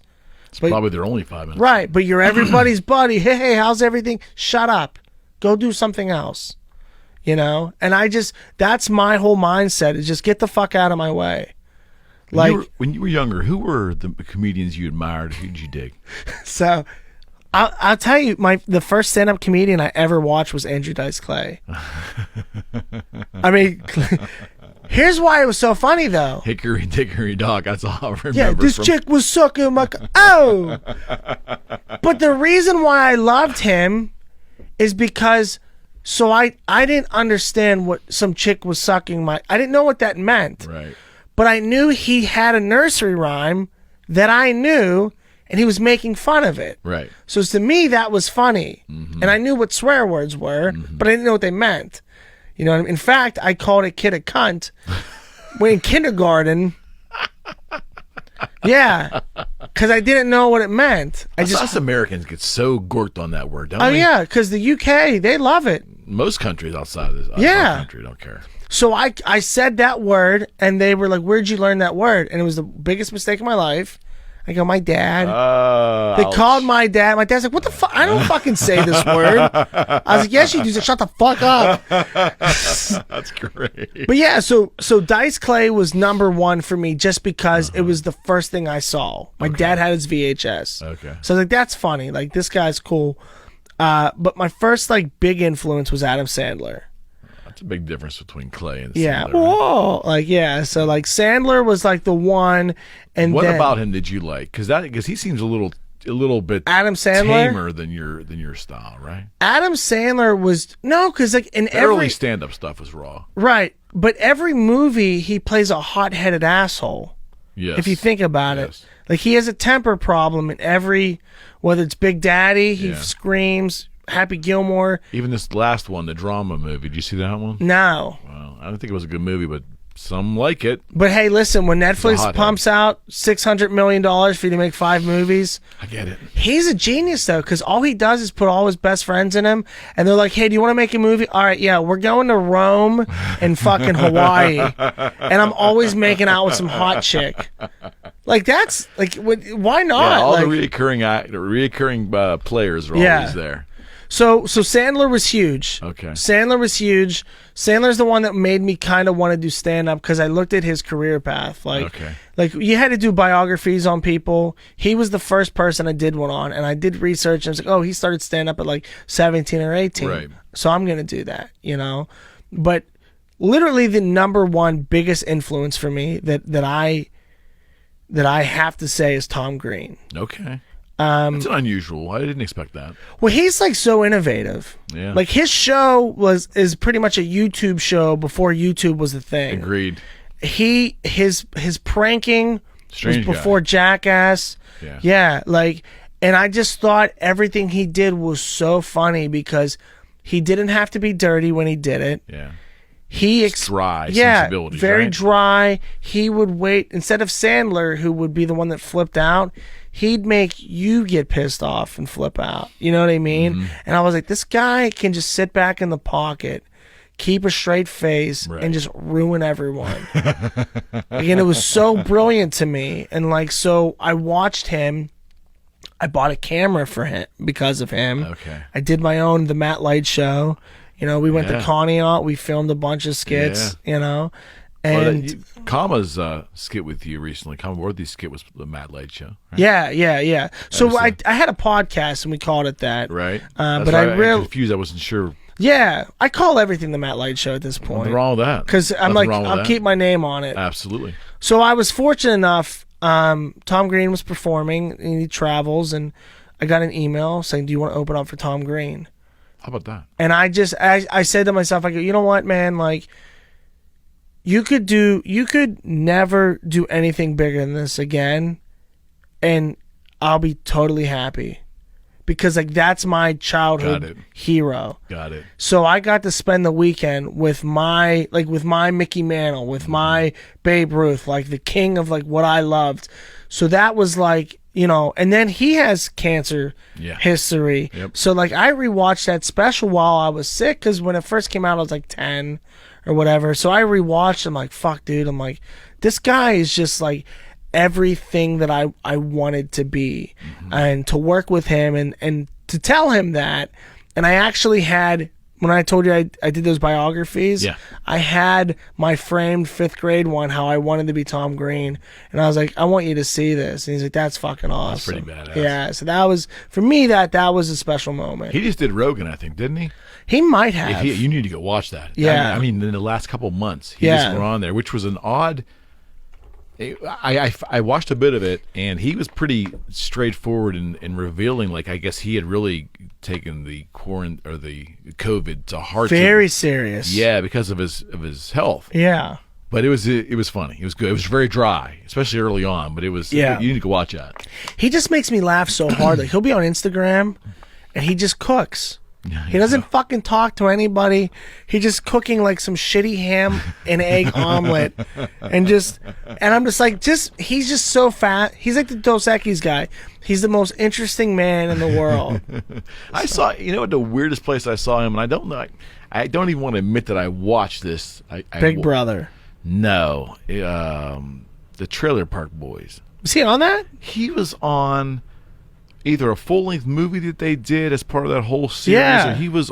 That's what it was. A movie a couple years ago. Their 3rd movie. Yeah. It's. I'm sure it's Netflix. Yeah, Green was on, and he was really dry. Yeah. I was waiting for the punchline. I just don't know if the material was written for him, or I don't know. Yeah. But usually that show's pretty funny. Yeah, I love that show. Yeah, I love that show. That's a guilty pleasure for me. Yeah. My favorite character on that show, I think, is his name Donnie. Whoever it is, whoever's the guy that we never see on camera. He's like, hey, shut the fuck up! Where's my fucking cable? Blame for everything. Yeah, I love whoever's yelling in the back. Is like he's my favorite character. It's like, your wife's a fucking whore. I fell into that out of boredom like 10 years ago, and I went back and watched I couldn't believe what I was watching. Yeah, it's a train wreck. Crazy, man. It's just a train wreck. And Leahy, the trailer, he died. Yeah. No way. Leahy died a couple years ago, like this last season. R.I.P. But he played a drunk like no one else I've ever saw in my life. Drunk. Why would you not get hammered if that's your rule, though? I don't think he was. I think he was sober. pretty sure. But I would though, right? Like why? Like you might say a couple of things they're gonna have to cut out, but fuck, like if my role is to be a drunken trailer park supervisor, then I'm gonna get fucking blasted. You know what I mean? And walk around with this shirtless dude. But what seriously about the writers of that show? How much dope did they smoke? I mean, you can't even come up with that whole scenario. You can't, the characters alone. Oh yeah, it's fucking great. It's a great show. Randy and Leahy together. Yeah. The confrontations between them every episode is so good. I love it, man. Who else do you like? You a Chappelle fan? Who? Chappelle. He's the best ever. He's the current GOAT. Yeah. I mean, I here's the thing. I think ever. Yeah. Why? Because he's still doing it, and he doesn't need to. Right. He could have had the biggest falling out of all time. Mm-hmm. I remember he had the show and then disappeared. You know, he lost a lot of money, and he's still here, and he's still just as fucking funny, and the fact that he made, like, when he did the special, the 8:56 or whatever it was, whatever the time was, about George Floyd, the fact that he did that, just doing it, I thought was amazing. Yeah. Because I think it's very necessary at a time like this, because a lot of us, you know, that are my age are getting our news from like the Daily Show. We're not listening to the news anymore because it's so fucking negative, and like we also want an escape to it. Right. So like the fact that like he was able to, it wasn't funny at all, but it was great. Yeah. You know what I mean? I get it. And I think the fact that that guy can just turn it on like this and just... I'll give him that. I mean, I just think when it comes to storytelling, you know, when he talks about having a baby selling crack who's like 2 years old, like everybody has an image of what that baby looks like, of the alleyway, everything. Like he paints the fucking picture for you to a T, to where like I really believe that he was in Baltimore and there was a baby selling crack. You know what I mean? Like he's that fucking good. And I think that's what makes a comedian great, is that, because to me it's always been like my biggest compliment that I've ever gotten is when somebody will come up to you after a show and be like, hey, is that real? Wow. To me, that's the best. As if, was that joke true? Okay. You know what I mean? Because it's like, I'm not telling you. Yeah, you sold it so well. Yeah, I'm not telling you. Like, did that really happen? I don't know. Did it? I don't want to spoil it for you, you know? Right. So I just say, I don't know, did it? And I just laugh. You know? But when it's super, like, crazy, I'm like, you're at a comedy show. What do you think? Do you really think I did that? You know what I mean? Because a lot of my shit's true, but it's also like I caught a fish this big. And by the time I get on stage, it's a fucking shark. Job. Yeah. It's your job, right? Yeah, but to be able to, like my cancer shit, like when I talk, people don't know if it's true or not, because I talk about failed make-a-wishes. I talk about how I thought I was going to die, and people literally like, I don't believe you had cancer. Like, you're just a goofball. And then I'll take my shirt off and show them the scar from it. And they're like, oh my God, really? I'm like, yeah. And they're like, whoa. Like, and then I'll talk about like living at home, like with my parents. And they're like, you fucking live at home? I'm like, no. No. I live with my gram. Like, can I stay with you? Who else besides Chappelle do you dig on the national scene? It's weird because I don't fucking care. Yeah, I don't mean like you're looking up to them, but I mean, no, like, I know, but like I really don't watch. To you? I don't. I mean, like, okay, so like, Taylor Tomlinson. Okay. She's super funny. I think she should be like the next big star. I really enjoy her comedy. She's super young. She's like 26 years old, but she like grew up, I think, like in a really like religious family. Okay. So she's very like, she's got her shit together. Like you can tell she writes jokes. Okay. And she's always structuring them and redoing them. I got to work with her. Discipline. Yeah, and I was very impressed. Like to the point where like, cause like when you open for somebody you've never seen before, you're like, oh, okay, like whatever. Like they just need to have you here this weekend because somebody bailed out. But like I watched her and I was like, she's a star. Like, she's unbelievable. One of my really good friends, I love him. I think he's one of the biggest goofballs, is Jeff Dye. Okay. He lives in LA. He hosted a show with Terry Bradshaw and William Shatner called Better Late Than Never. Okay. Super funny guy, super likable. I had a really fun weekend with him, and we've been like actually really close friends after just one weekend. That's my whole point about comedy, is like when I do shows, I surround myself with people I want to have fun with. Got it. Because it's like, I don't want to be stressed. Like, there's so much stress already before a show. Like, let's go out there and have fun, you know? And, like, he's that type of guy that just wants to have fun, you know, and doesn't take things too seriously. I think the process should be taken seriously, but when you're playing, you know? Like, you're telling me these guys don't have fun playing football. You know what I mean? These guys aren't having fun making movies. Of course. Like, I want to enjoy my life. You know, and that's what we're here for. Yeah, and I want everyone that, whether you're on the show or you're at the show or you're, you know, even just on my Facebook page, my whole goal is just to be a goofball and have fun. Because we take so much shit for granted. No doubt. And so seriously, like, for no reason, you know, and especially with COVID and shit, like, I mean, there's a time period where a lot of us can't see some family members because they're older or they're sick, and it's like, just enjoy life, man. Like, you know, and that's why, like, I feel like comedy is needed more than ever, because it's like, we just need to unite again. And laughter fucking always, you can't argue that you don't like comedy. Like, you don't have a fucking heart if you don't like comedy.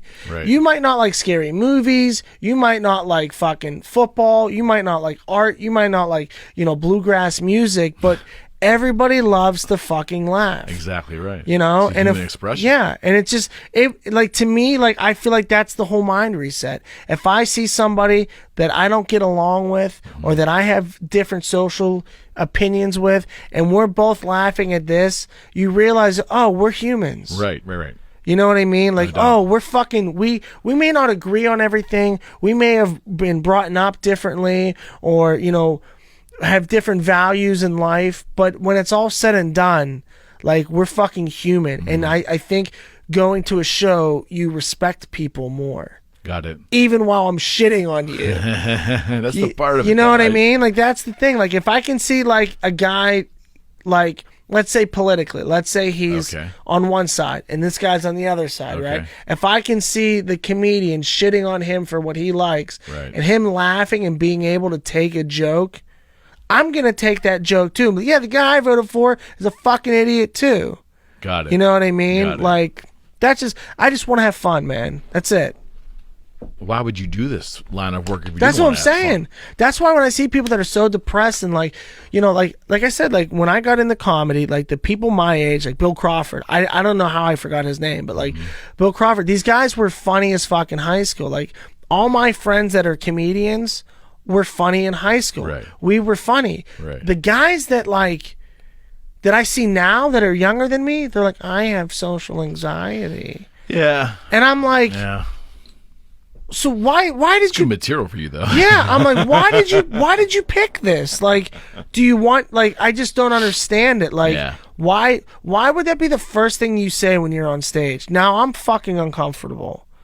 You know what I mean? Like, I'd rather hear dick jokes than you being like, yeah, sometimes I don't know if I want to live. I'm like, dude, fucking therapy, man. Like, Who was the comedian from the 70s that made a pretty good career for himself being like that? It's real tall, real thin, curly hair. He would go up there and talk real monotone like this. Stephen Wright? Yeah, Stephen Wright. Yeah. But he got over. He figured it out. But he was a comic. Like, he was good. Yes, These guys are just using it because, you know, after the age of 26, you don't have health care anymore. So they're all out of fucking meds, and they're up here just fucking being depressing for everybody else. You think that's it, huh? I don't know. I hope not. I hope they have health insurance. I just miss when comedy, like I could say something, and someone not be like, that's insensitive. Like, fuck you, it's a joke. Okay, so, all right, Craig Gass was in town, and I'd known Craig from the Guitar Years. He came in and he's hysterical. Yeah, he came in, did a show with me. It was good to see him. He was right around the time last year when Eddie Murphy it was announced that Eddie Murphy was going to do a guest host of Saturday Night Live for 1 or 2 weeks, whatever that was. Oh, I know what you're talking about. Right around that time, Saturday Night Live hired a young comedian that they immediately fired because he said an insensitive ethnic joke on Twitter or something a couple years prior, whatever that was.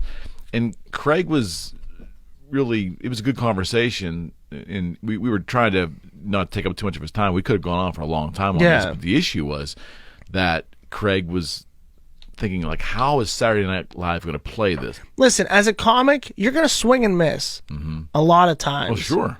But, like, you know, if you think about baseball, right? Batting 300 is really good. In baseball. In baseball. That's what in reality though, in comedy, that's what we bat. But that guy got penalized. That guy really got hit. That's the problem. Yeah. Cancel culture. But you know what though? Like, it made his career better. I'm sure. Like, yeah, like Mick literally Jagger said, there's no bad publicity. Yeah. Just spell my name right. Right. Yeah, absolutely. Yeah. Look me up, you know? Like, yeah, because I remember, Eddie Murphy, it was more acceptable to say that then. But at the same time, like... Which is so weird to say, because, I mean, I'm 54. So I was, I was 20 years old when that shit was coming out. So I was in the prime years of my life. Oh, yeah. And I don't, it was funny, but I don't think I ever thought of going out and humiliating anyone over anything in public. Because it's not hateful. It was never There hateful. was no sign of hate. I mean, didn't he fuck like a trans... That's the rumor that was on the news, but no one seems to care. It's so different now, but it's like watching movies, like, there's no... That's why I love South Park. Oh, my God, yes. They don't give a fuck. 100%. They're grandfathered in. They think Hollywood's a joke. Listen, if you could meet anybody in the world, those two would probably be my 1 and 2. Because I think they're geniuses.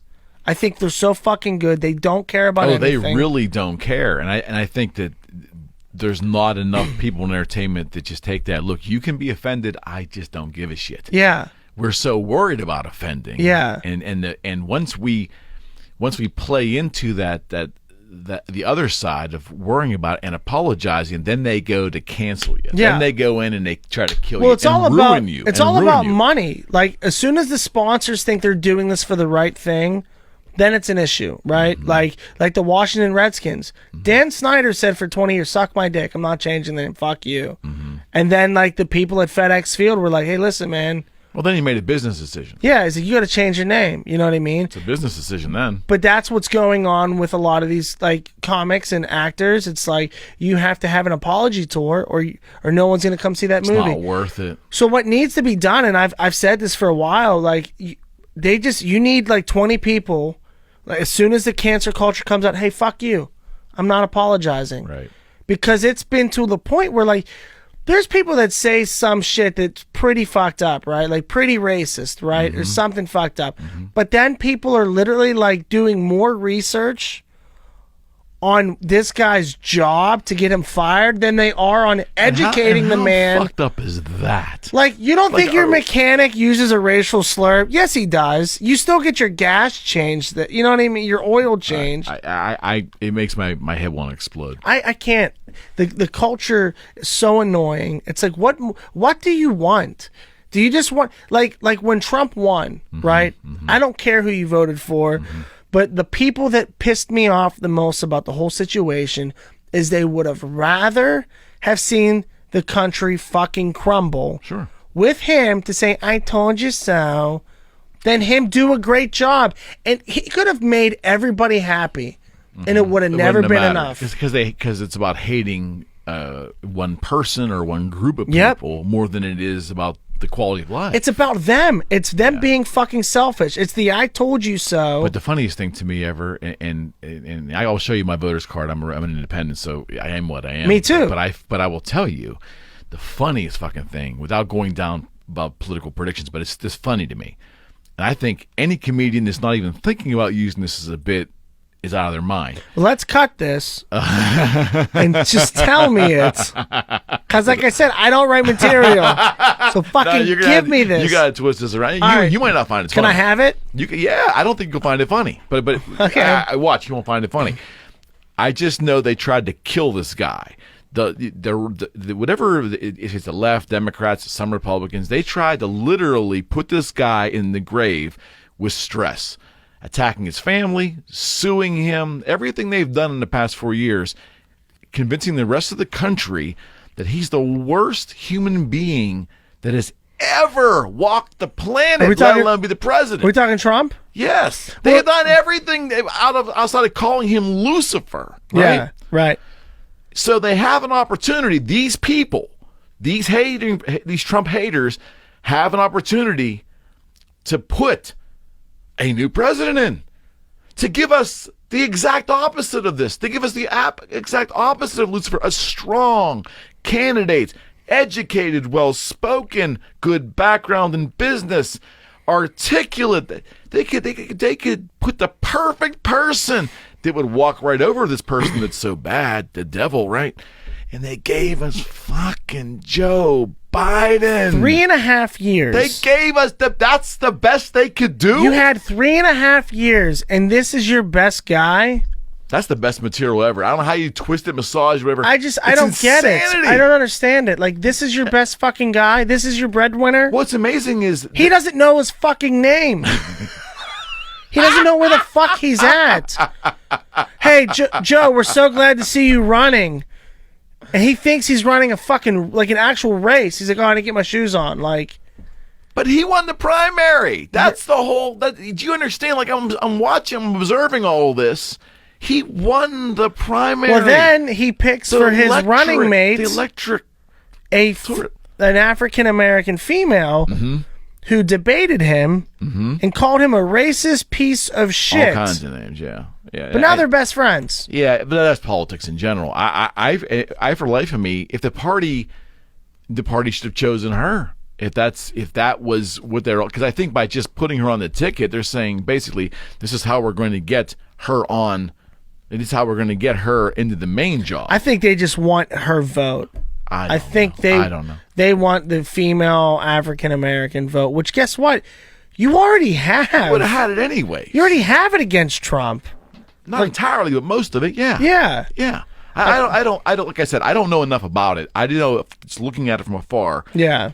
It's you had an opportunity for 3.5 years to just kill this guy, and you haven't put him in the ground yet. You've tried everything from impeachment to whatever. Well, I think that was the biggest problem is when you failed to kick him out. You made him stronger. You made that silent group of people even more mad. You go, now we're fucking voting again because fuck you. I just don't understand. I can't predict what's going to happen. I really don't care. I don't give a fuck either. I really don't care. It's not even the politics that I care about. It's the people that care about politics. Oh. Like when they're like, well, blah blah blah blah blah. I'm like, listen, I ordered a venti cappuccino. Shut the fuck up. Shut up. You're an expert. You know everything. Of course. You make $8 an hour. What the fuck do you know?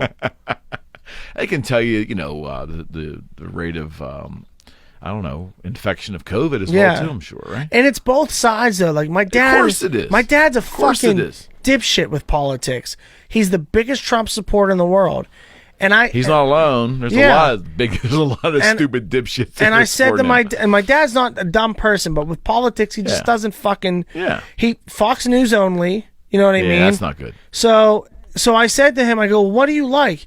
He's like, he's just doing everything. I'm like, okay, but name it. What do you like? I just want to know what you like. Help educate me, because I don't know shit. Yeah. I voted for Trump the first time. Do you know why I voted for Trump? Because he's funny. It's the only reason why I voted for him. Hope for material.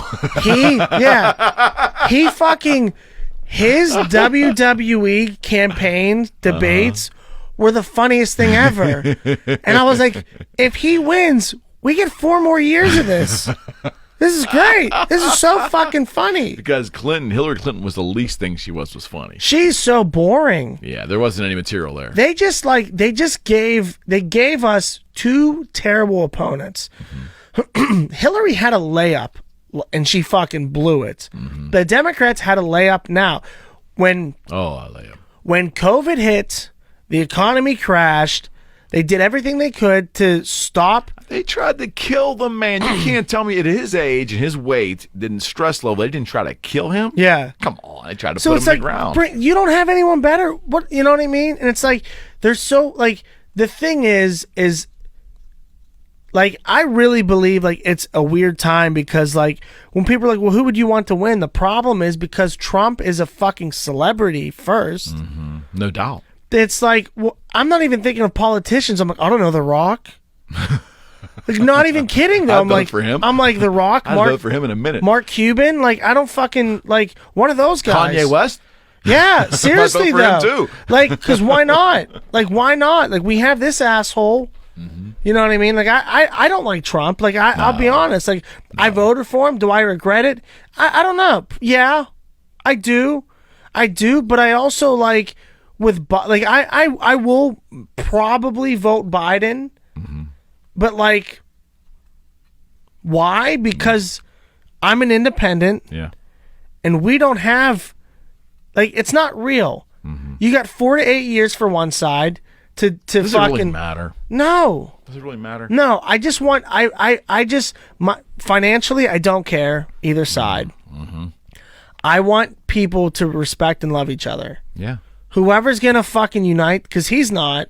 No, neither one of them are. Whoever's gonna, whoever we can get to just unite people and fucking just. See, it's a pipe dream. I don't think that'll ever happen, man. I think it's when all these old politicians die off, it will. Okay, then what generation is gonna? I think we're probably the generation that's been coddled and taught they can't lose anything. Oh, I think. Well, here's what I think. I think you're gonna take some and lose some with that. You know what I mean? Okay. But I think it's very trendy though too, right? Like I think certain issues are trendy. Like, remember when being like Howard Stern being a shock jock was like why shit sold because it was crazy, it was different. It's not anymore though. It's not anymore, right? So that's why I think that's going to come back in 5-10 years. Okay. I think everything just balances out, just like politics.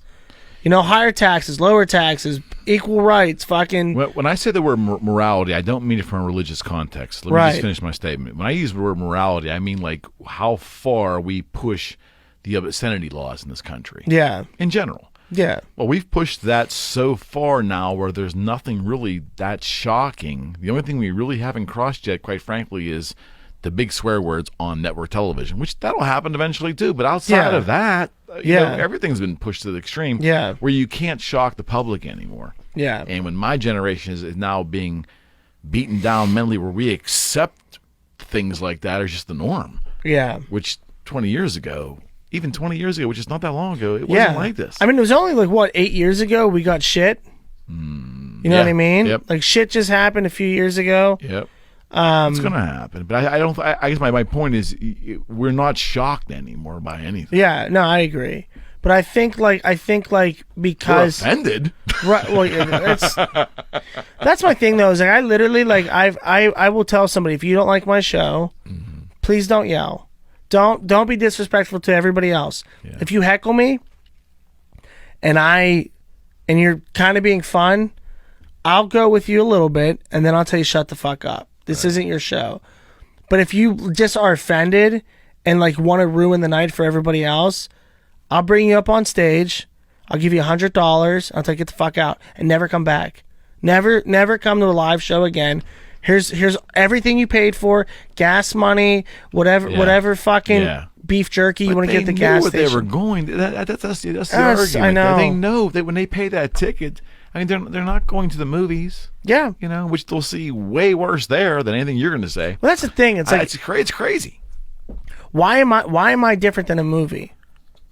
Like I never understood that. Why am I any different than a movie? Like character wise. That's acceptable in a movie. Right? Like I'm a character on stage, right? So if I say something and I'm a bad guy, like I'm the bad guy. Like understand that that's my role. Right. I'm still gonna make you laugh, but I'm just like my character. I'm the jagoff. I'm the asshole with charm.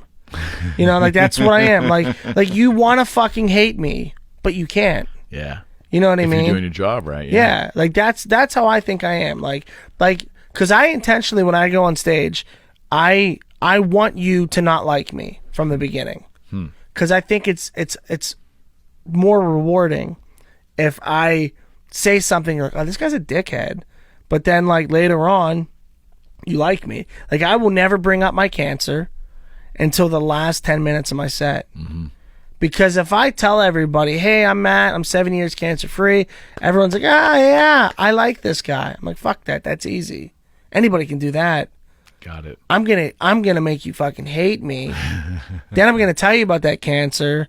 I'm like, now who's the asshole? You or me? You know, you just took 9 years off my life.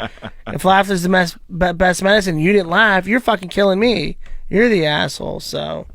Yeah, no, I get it. Yeah, I get it. I guess my thing is social media in general. You obviously do marketing on there. Any current comedian needs to be aware of social media and have, or maybe they don't. I don't know. But the way to network your brand. Yeah. Right. Does not social media in shows like this also make it tougher for the newer comedians in this? I don't know, in this era. No, I think it makes it way easier. Okay, why is that? You can reach more people. You can. What about always having to be on and always having to deliver material to so many more outlets than you had to 20 years ago? No, I don't think, because like another guy, Jesselnick, right? Mm-hmm. Never tweets. He never does anything on social media. Only when somebody famous dies, and he makes a joke about it. That's all he does. That's his thing.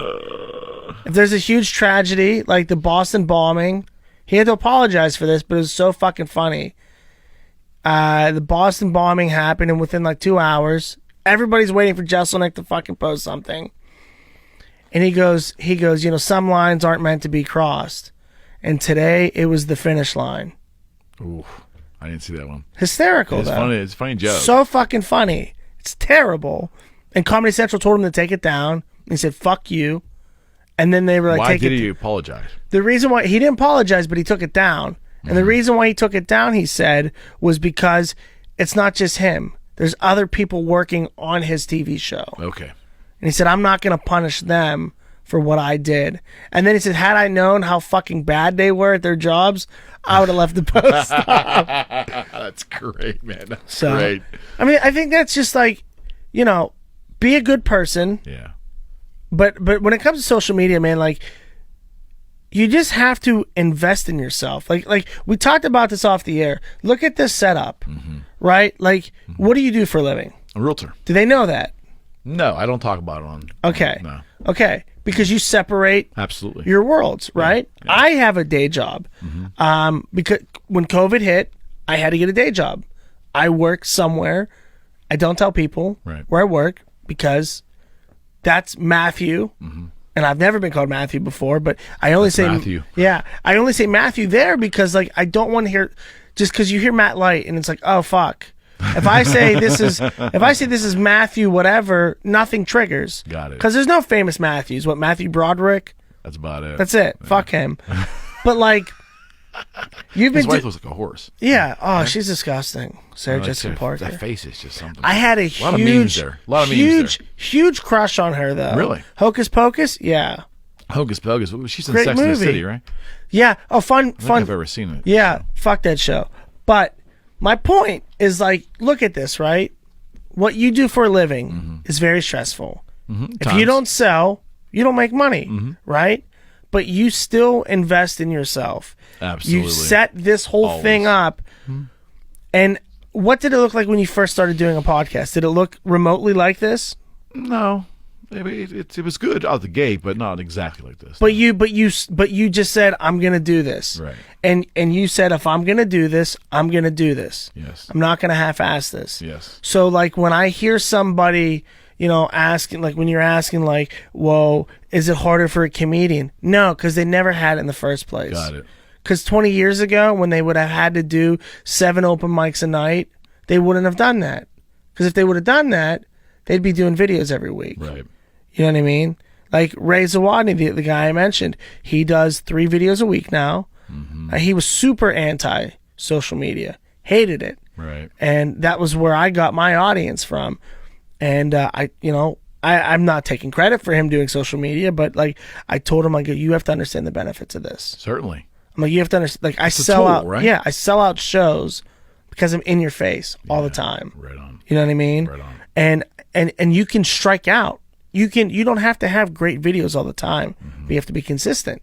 You got to keep doing shit. That's how I view doing podcasts. Yeah, like you're gonna have bad episodes. Absolutely. You know what I mean? Like, not tonight, of course. No, fuck no, not tonight. But some of them probably weren't great. No, they're not all great, but none of them have been bad. Does that make any sense? Right, absolutely. Yeah, but there's gonna be one or two that stand out for you. No question. And you're like, this is the one that, like, if like iHeartRadio or somebody's like, what do you got? You're like, oh, this one. Yeah. Right here. Yeah. With Matt Light. Duh. You never know. You know what I mean, though? So it's just like that's your bread and butter, and you just got to know that to keep doing it. Like I do, I try to stay relevant. I wasn't able to do stand up, so I was doing power hours. Okay. I would just drink on Facebook Live like a virtual bar. Every minute I'd do a shot of beer. I would drink with you. You'd send me pictures. I'd bring you up on the screen. That's genius. Yeah, we would do flip cup beer pong against each other. That's very cool. You know, I did a dating show. Okay. So it was Zoom, and I had 8 girls show their face, and they were competing against a guy whose microphone was only on. Mm-hmm. So they're all competing against each other to get a date with this guy, but they don't even know what the guy looks like until the end, and we reveal. And then if they like each other, you know what I mean, that when COVID is over, I'll pay for their date. Okay. And one of the things is they had to send dick pics. So like, you got to judge him by his dick. Like, you can't see him, but you can see that. You know? But it's just like stupid things like that. Like I've never seen things like that done before. Yeah.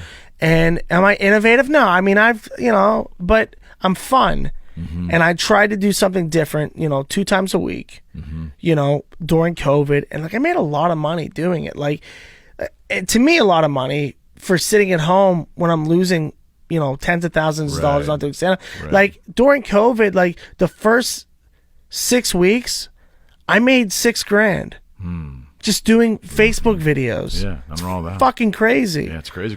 Yeah, it's not what it's not like it didn't make up for the other months after that, but like the point is that like right now, everything going on in the world for somebody who wants to be something. Yeah. As an entrepreneur, an investor, this is your fucking moment. It is, and I will tell you, I think a lot of people have wasted a lot of time being fearful. Yeah. That was one thing going into this. I said, look, I don't know how long it's going to be. I am not going to look back on this period of time. Whenever the end is, and I look back on it, I didn't want to look back and go, oh, I wasted this amount of time in my life, I mean, like, as a business owner, like what I'm assuming is I think the South Side is dead. Mm-hmm. With all the bars. I mean, because they change names every 3 years anyways, right? These guys aren't going to survive this. So as a business owner, like, to me, that whole real estate area, I think, could be fucking huge. Mm-hmm. You know what I mean? Because a lot of them people are going to back the fuck out if you're still doing 25% capacity. Yeah. As an entertainer, like, oh, I'm not able to do open mics. Find another way to be funny. Because right now... Get creative. Yeah, like, the difference between Matt Light and then a random person... Not a big name, but a random person that headlines the Pittsburgh Improv from another city that flies in. Mm-hmm. The difference between me and him right now is nothing. Right. It's a level playing field. So like, you're telling me I don't have, a chance to build my audience right now to when the clubs open up, that guy. Absolutely. It's like, well, what did you do? Oh, you have jokes, you're a great writer. I fucking have X amount of views, blah, blah, blah, blah. I've been entertaining. People want to see me, so... It's a connectivity. Yeah. And how you use it. Yeah, and I mean, like, it's something that I'm trying to do. I know I get lazy at it, and I'm not where I want to be, but at the end of the day, I look in the mirror. And I go, what can I do to get better? You know what I mean? And that's the thing. It's like, these other fucking people are just waiting for this to end. It's like, why? Mm-hmm. Just fucking do it. Fall on your face. Who gives a shit? Man. And I've been preaching that to anyone that'll listen. It's like people will actually say to me, you keep yourself so busy. You're just involved in so much stuff. You're working, doing real estate, and you're doing these shows. And you just keep doing these shows. I'm like, well, yeah, that's what I do. Yeah. I mean, I guess my point is I'm not really looking at what other people do because it isn't that I don't care. I don't care. That's their life. Yeah, so it doesn't affect you. When you're not focused on other people, when you're focused on building your own life, it's amazing what you can fucking get done. 100%. Yeah. It's crazy. Society's just nuts right now. Yeah, I mean, just and I love this pandemic right now because all this shitty open mic comedians will be gone. Mm-hmm. You're gonna be gone. Because when you're gonna come back, you're still not gonna be funny. You haven't done it. I don't care who the fuck is listening to this. If you're a stand-up comedian and you're not putting out content weekly right now, I do not respect you at all. Yeah. You're in the wrong fucking game. Well, it goes back to how bad you want something. Yeah. And it's any field, man. And the phrase gets misused, Matt. It's always, passion. Yeah, if you're not passionate about what your chosen field, then like you said earlier, then get out. Get out. You're taking up space someone else could be trying to get. Yeah, because we're not making money. You know what I mean? If you're not a top guy, you're not making great money doing stand-up. So go fucking learn something else, man. Yeah. Play Sudoku. I don't know. Video games. Fucking go find a hobby, online date, jerk off, whatever you want to do, man. But get the fuck out of my way. Buddy, before I wrap this up, how are they going to reach you? Tell me how they can reach you and tell me what you got going on right now as we're heading. Because I think the pandemic is going to turn the table here toward the end of the year. Yeah, I hope so. I think so. I hope so. What do I got going on? Yeah. I got a lot of projects. I got a lot of videos I'm going to be filming within the next couple of months. Right. So you'll see that on Facebook, Instagram, all that shit. My YouTube is YouTube/MattXLight. They're all different. Mm-hmm. I should have had all the same ones. It's all right. But I can't. You know why? Because there's an asshole who used to play for the New England Patriots. I know. Named Matt Light. And he had every fucking thing. You probably would get along with that guy. Did you listen to any of his interviews? Oh, yeah, he's great. Yeah, you probably would get along with him pretty well. What's so funny, though, is when people get mad at him, they tweet at me not knowing. That's great. Because I have at Matt Light now, right? Because I got it before he did. Yeah. So people were like, I can't believe you'd say that about the mask pandemic. And I would just reply, go, fuck the Patriots, go Steelers. That's great. So people legit think that former Pro Bowl, future Hall of Famer Matt Light. That's great. Yeah. So yeah, I'm everywhere. Just search Matt Light, and I'm doing things. I'm just trying to get better. Come back and see me. Absolutely, whenever. Dude, this means a lot to me. You did this show. No, dude, I'm about to just start a podcast in here, man. This is so cool. It's great, man. All right, brother. I appreciate it, man. Thanks, man. All right. All right, brother. Friends, we are out.